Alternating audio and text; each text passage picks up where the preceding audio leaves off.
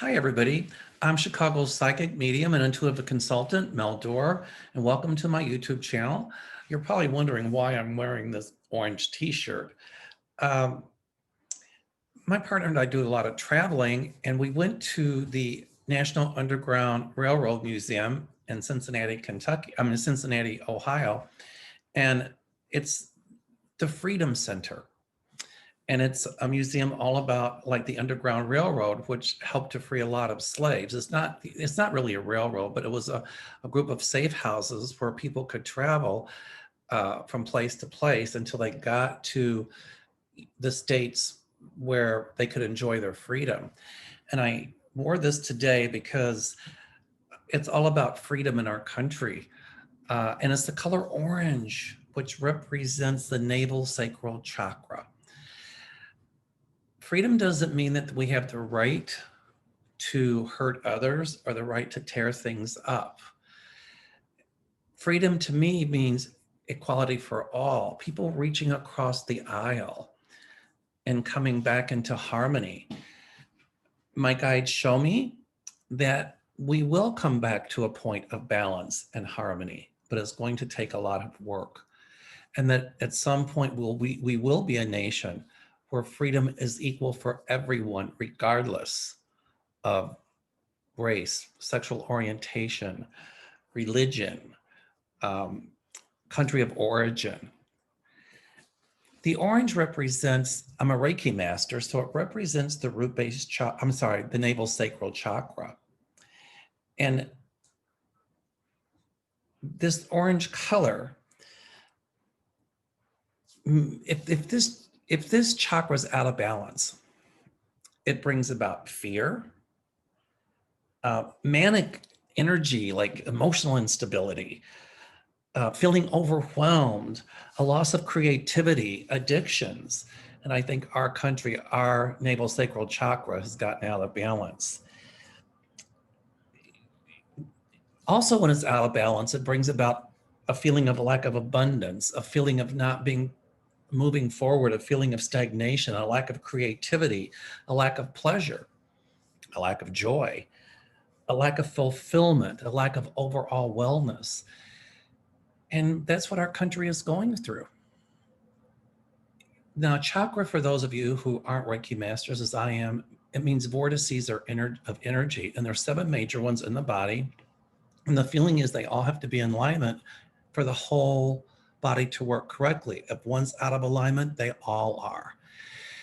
Now, what can we do to bring this chakra back into alignment for our country? And what can we do to help our country heal? And here's a very simple way to do it. Visualize our country, a map of our country, and visualize it in a ball and compress that ball. Now fill that ball with an emotion like love, understanding, harmony, balance. We keep doing that, and then we send it.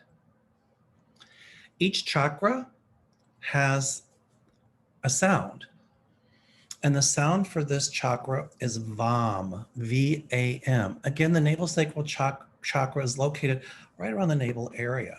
Now, I can't sing, I'm pretty tone deaf, but what you can do is just chant this BAM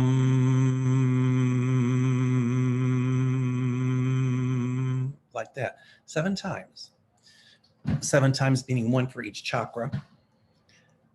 And when you do that, again, visualize harmony, freedom, visualize abundance, creativity, pleasure in a good sense, the pleasure of living, the joy that brings us when we interact with others, fulfillment, overall wellness. And have some water on hand. You can, because the element for this chakra is water. So you can do it in the shower. You can have a glass of water sitting beside you. You can put some water, a little drop of water on that chakra.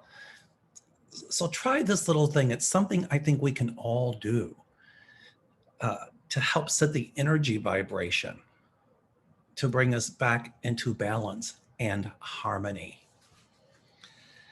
Another thing I want to talk about, I want to say hi to my friend Carmen in Southern California. I spoke with her today. And she pointed out something, they've known me for years and I've been reading them for years. And when I do my readings, I do it like I'm talking in conversation. I'm not a card reader. I don't do the drawings or anything like that. So a lot of times it seems to people that when I'm giving psychic advice, I am just pontificating, which I do have a tendency to do, or that I'm just talking. But essentially, I am giving psychic advice. And I think I probably need to say for future videos that I intuit, or I see, or I'm intuiting, or I'm psychicking, or my guides tell me. I've been psychic my entire life, and I think some of us have the gift of psychic ability more strongly than others. But for me, it was something I could always do. So it's almost like trying to describe how do I breathe, or how do I walk, or how do I dance, or things like that. I just do it. But I will get better, and I will start to say, I intuit, I am shown that. But most of what I do on my channels, I do my little talk, but it really is psychic things. For example, the talk I just gave you on the navel sacral chakra, that's my information. But when I did my little meditation, my guides told me to tell everybody that this was a chakra that was out of balance for our country, also our one for empowerment, and we'll do one of those later. But for right now, we can focus on this chakra for our nation, or for anybody that that might be out of balance. So the color orange is not about what's on somebody's head. It's not about misuse of power. It's about using our power to bring us back into balance. And I think one of the lessons that my guides say that we've learned from that I hope that we can learn from this, I'm intuiting, is that there's a Hawaiian word called mana. It means power or energy. And it's okay for us to share that with someone or something. We do not let anyone, including our leaders, rob us of it. And if we do, that's kapu. Kapu means forbidden. So what can we do so that we don't feel disempowered? Try the chakra drill. When you meditate, visualize our world back in harmony, peace. This is a flame of freedom. Our foreparents fought for this, for our freedoms. No matter what our party, Democrat, Republican, Independent, but our right to freedom doesn't give us the right to tear up things and threaten people's lives and threaten a civil war. That's not freedom. That's insurrection. So there's my little pontification for the day. And I'll tell you what I'm pontificating to. I like that word. I had to look it up. Can't spell it, but I had to look it up. Anyway, so there's a few things I want to touch on.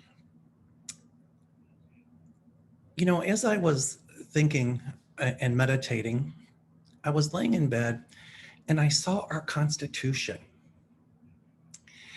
And there was this black, almost skeletal hand with just horrible black flesh, just ugh. And this hand was pouring some kind of volatile liquid over the Constitution. And then this flame came out of its hand and it tried to set the Constitution on fire. But the Constitution didn't burn. And every time this hand would try it and it would pour more volatile liquid, the ink on the Constitution didn't run and it would not burn. I'm glad my guides gave me that message, because what the message means is that there are factors in this country that would overthrow our Constitution, try to get it under the guise of using it to get their own way, the darkness. But by virtue of the fact that the Constitution didn't burn, tells me that they will not be successful. The Constitution will be upheld by most Democrats and most Republicans. And those splinter groups will ultimately go by the wayside. We just have to reprogram our energies. So I want to give that reassurance to everybody that what my guide showed me. I talked on Linda Grendel's channel about Trump's visit to Texas. I understand he's going to San Antonio. Boy, Um, I think he's going to have or try to arrange a huge rally there. And I feel like my guides are telling me, I intuit that he will try to talk certain states into secession from the Union. My guides also tell me that will not succeed. I don't want to give rise to violence, but my guides tell me there will be more episodes of violence. Even after this next week is done, there will be more small groups of people who want to create insurrection. But my guides tell me with the emphasis on intelligence, that the government will be able to look into to see who's creating this. And these people will not win. They will not be able to destroy our Constitution. But one of the other things we can do is speak up and say, we will not allow that, and we will not respond to fear. We will not let that hold us back. We will fight for everyone's freedom. Everyone. Okay. Not fight in a war, but fight with positive forces. So I also ask what's going to happen in the House and the Senate. And they show me many Republicans will vote to impeach. And at some point, they showed Mitch McConnell will also speak up more against Trump and possibly vote for the impeachment. When I say a lot, it's like I'm downloading information. I'm uploading the question to Spirit, then I download it. So that's it's the mental pause. I'll try not to do that, but when I do it, I'm intuiting or just taking a pause where I need to look at my notes, depending on, I'll let you know that too. No pause. Okay. I see my guides show me that Cruz will be sanctioned. People will keep calling upon his resignation or for his resignation. My guy, I understand he's going to be meeting with Trump in Texas. I'd love to be a fly on the wall for that one, but I can hear what they're talking about. You know, Cruz knows that that was a big lie, that this election wasn't rigged, that it wasn't phony. They're just mad because they lost, and he's trying to play to Trump's base. He thinks that'll give him a run for presidency. But I see him censured, or I don't know the right word, but taken out of the Senate. That'll also happen to Hawley. He'll be gone from the Senate. My guides show me that there will be 3 justices, including Clarence Thomas, leaving the court. They also, when I meditated, showed me that his wife, I think her name is Ginny, that her lobbying will be under investigation, and that her wink and a nod to the insurrectionists before the riot will also be looked at. They say that she gave them the heave-ho, the go ahead, the yes, go for it, before the riot happened. I think that they're going to start questioning Clarence Thomas as well, because his wife is a lobbyist and she's a staunch Trump supporter, and that's her right to do those things. I honor her right to do that. But there were certain cases brought before the Supreme Court where Clarence Thomas should have recused himself, and he clearly did not. And there will be groups questioning the legality of that. He might retire early. I don't see him on the court. So I see the court coming back to more balance, and all this dark money that flows into the court, that will be stopped. There's a certain website whose name I won't mention that's been taken down, and people ask me if there's foreign influence on that and misinformation, and my guides tell me the answer to that is resoundingly yes, there is. That will be kept down for a long time.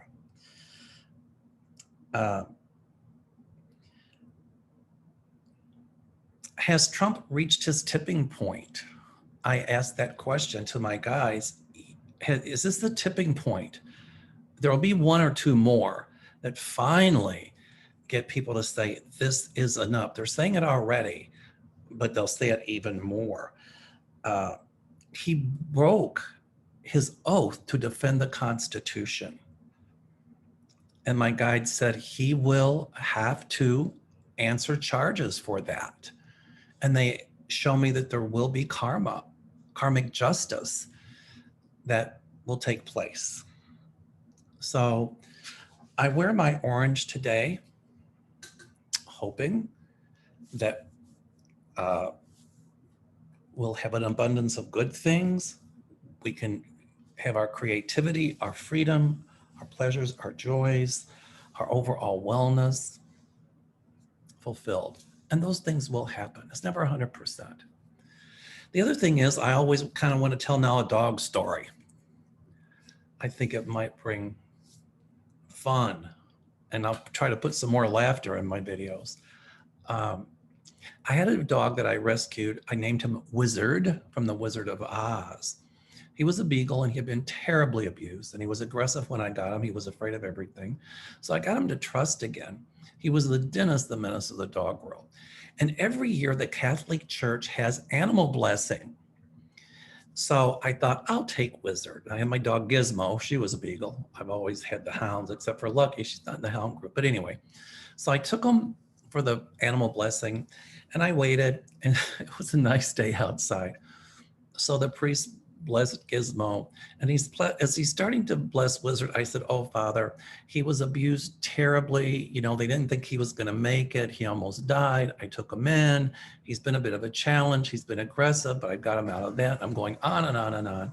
And the priest is like, "Oh, the poor dog." So the priest blessed the dog, and just as he did, Wizard peed on his foot.